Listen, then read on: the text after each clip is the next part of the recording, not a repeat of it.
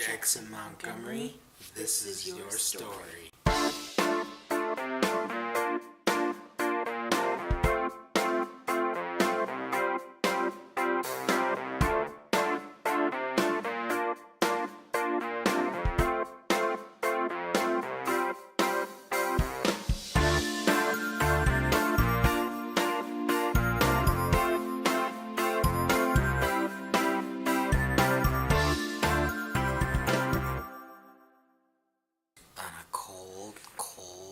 Winter's Day, January 20th, 2016. Jaxson, Montgomery, this is your story. January 20th, 2016. We transferred Our perfect embryo. our perfect embryo. It was a transfer like all other transfers. It went perfectly. But we were scared. We were scared. I think that's an understatement. Optimistic. Cautiously optimistic is how we worded it to people. We came home and I was basically in a bubble. I didn't do anything. I was too scared to ruin anything. I wouldn't let you clean. I didn't let you cook. Those were the good old days. I didn't let you go to work. Those were the good old days. Yeah. Because of my blood clotting issue, we needed to find out as soon as I was pregnant. As soon as I got a positive pregnancy test, I needed to go into the doctor's so I could start blood thinners so that my body would not clot the pregnancy away. 5 days later, January 25th, we got a positive pregnancy test. Again, cautiously optimistic. We had seen positive pregnancy tests. That wasn't apparently the issue. So we went in, we called the doctor's office. We went in for our blood tests, and it was the highest HCG level that we had ever had. Yeah. But again, cautiously optimistic, went back. Keep saying that. 2 days later, I do need to keep saying that. We went back 2 days later, and it had doubled like it was supposed to. At one point, didn't it triple? And I thought it was through the roof. I don't know. It was high. And so we went in for our first ultrasound, which we were really scared about. Do you remember how scared we were? And for the first time on an ultrasound, we actually saw something. And Jaxson, that was the first time we saw you. So I can remember I'm not crazy. You're not crazy. So there's the yolk sac there.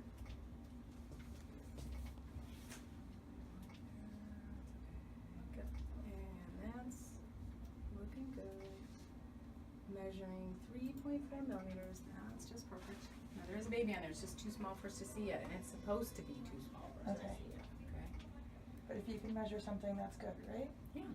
Okay. And then the dark around is the gestational sac. And that's this fluid here, and that measures 13.8, and that's perfect.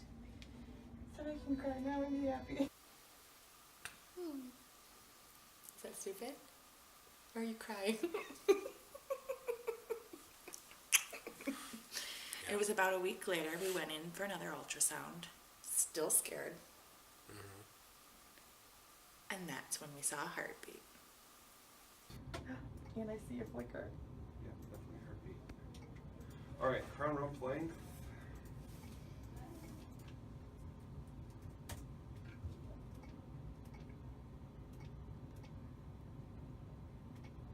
And we'll go from top to bottom here.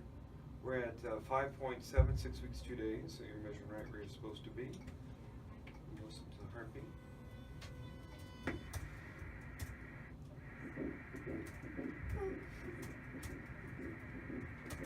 That sounds good. Yes, I'm crying. At that point, we started to feel a little bit more comfortable, But still optimistic. but still cautious. But we slowly started telling our immediate family and our closest friends. This time, as hard as it was going to be, we were determined to make it through the first trimester before we announced it. Still, Cautiously optimistic. we waited out the first trimester. I immediately went off of work. We are lucky enough that our job, our career, our company allows for me to do that. And I sat home and waited and peed on a lot of pregnancy tests to make sure it wasn't going away. And it didn't. And the hardest part with announcing that we were pregnant 4 times before was trying to figure out how to announce it this time. With our pregnancy announcement, Facebook official, at the end of our first trimester, everybody was overjoyed excited. And at that point, Like, I can't even fathom the joy that everybody had for us. no, like I think part of the reason why I didn't want to announce it until we were through the first trimester was because there was a part of me that felt guilty that I had gotten everybody so excited 4 other times. Right. And then it wasn't just me who had a broken heart or Brandon who had a broken heart. Everybody had a broken heart for us. So I think that was mainly why we waited to tell everybody. Mm-hmm. And once we did, like, we had gotten the congratulations the other times, but it was like this time we had so much more comfort in knowing we had made it through that window and that our baby was growing and growing strong and big. Big's not even the word. Huge. He was always big. Humongous. We had found out probably 2 weeks after we announced that we were pregnant, what the gender was. Right. The doctor had called me to see if I wanted to find out the gender because she knew. Don't you dare. And Brandon was home, so I put her on speakerphone, and we found out the gender of our baby, and it was a boy.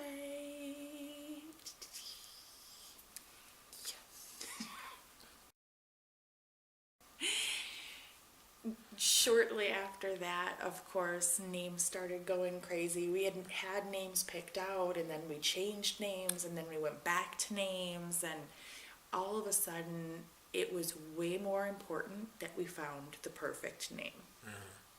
And that perfect name was Jaxson Montgomery. Jaxson Montgomery. We had our gender reveal party. There we go. Not yet. Okay, you're just doing it that way.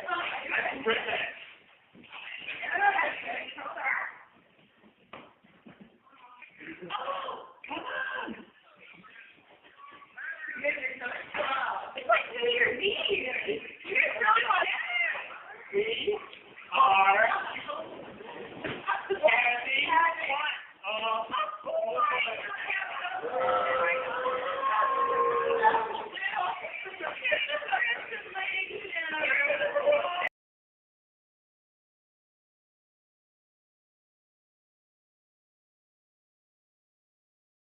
and my belly was rapidly growing.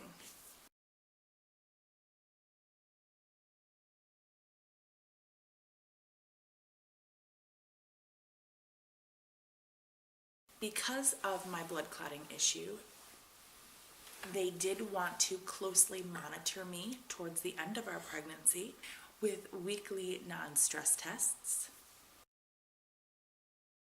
And even though my placenta was in the front, we finally started to feel the baby move and see the baby move.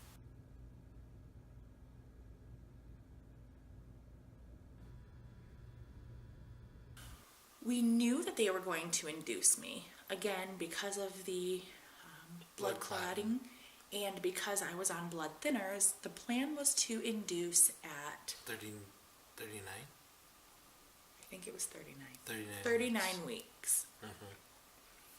However, at approximately 35 weeks, at 35 weeks, I started itching like crazy. My dear husband here thought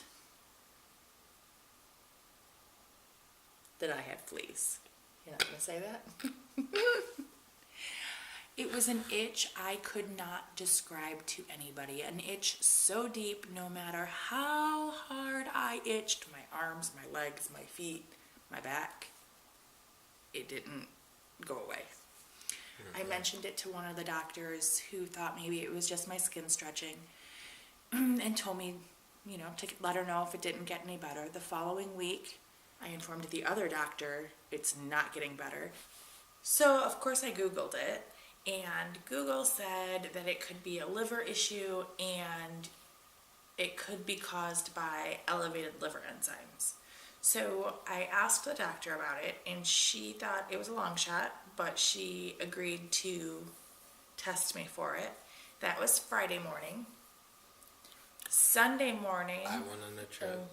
You went on a trip Friday. No, Saturday. Oh, Saturday, I'm sorry. You went on a trip on Saturday. And Sunday morning, my phone rang. I didn't know the number, so I didn't answer it. And it was the doctor saying that I was right. It was my liver. My enzymes were through the roof, and today's the day we are inducing today. We weren't ready. Brandon wasn't home. Right.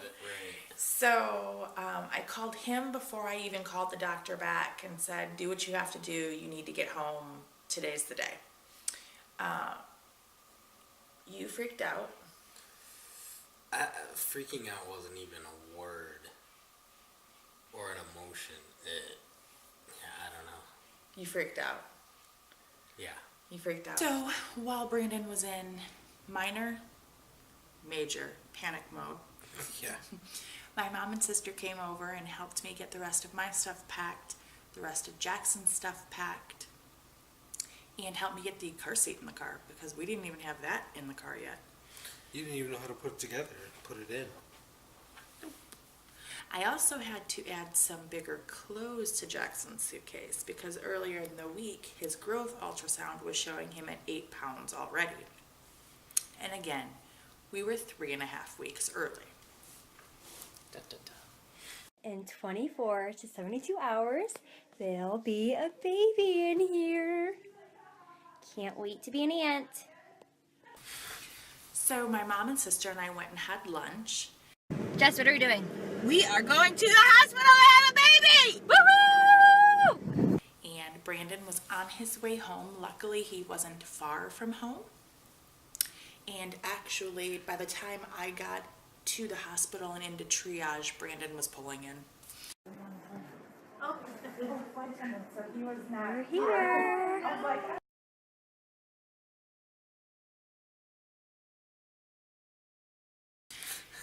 I almost beat you there. I don't want to know how fast he was going.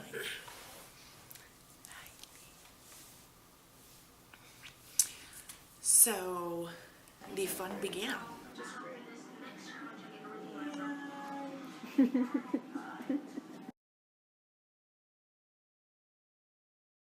Once I was admitted and had my room in labor and delivery, they started Pitocin and started to get the ball moving. Things moved fast initially and then slowed down just as fast as they started.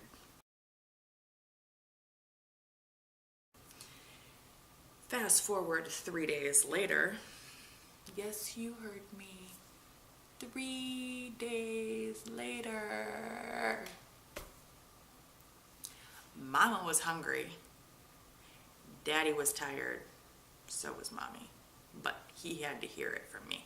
Yeah. For 3 days. But I'd do it all over again. Now he says that. And they came in and broke my water. And things moved super quick after that. Jaxson was still really high up and showed no signs of wanting to come down anytime soon. And Then they gave you an epidural. I got my epidural about 5 minutes later, 10 minutes tops, You went from a 4 to a 9. yeah.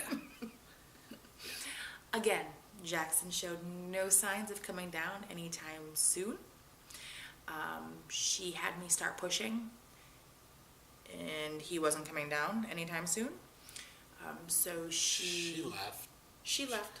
She said that she'd be back in what, 2 hours? Yeah, she said she was going to get me something else for my pain, and that I was going to lay her down for 2 hours. Whatever The something that else for my pain never worked. Never worked. Did it? No. No. 2 hours later, she came back, and Jaxson still showed no signs of coming down anytime soon. So we pushed again for a little bit. At that point, I had spiked a fever, and my heart rate was elevated, as was Jackson's. Now he was in distress, and now it was time for an emergency C-section. I'll never forget that day. I will never forget it. As soon as she said, "All right, it's time to go," she handed me this folded up gown, threw it at me, and said, "Put this on." I didn't know what to do. I was freaking out. I was scared. I was basically crying. You were crying. And what did I say? I was basically you told me to get it together. I said, I'm going to need you to hold it together. I was ready. I didn't care how he got out, but it was time. It all went super quick. I was in there quick. They tried to hold us off because they had somebody else, and she said, find somebody else. Find somebody else that can find another anesthesiologist because we need to go now. Once we were back there, it took a minute before they brought you in. You came in, you sat down. I got sick. You got sick, and 10 minutes later, She said, Jessica, you are about to feel a lot of pulling, but you are also about to experience what you have waited the last 5.5 years to experience.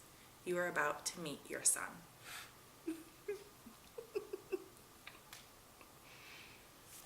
Oh, no.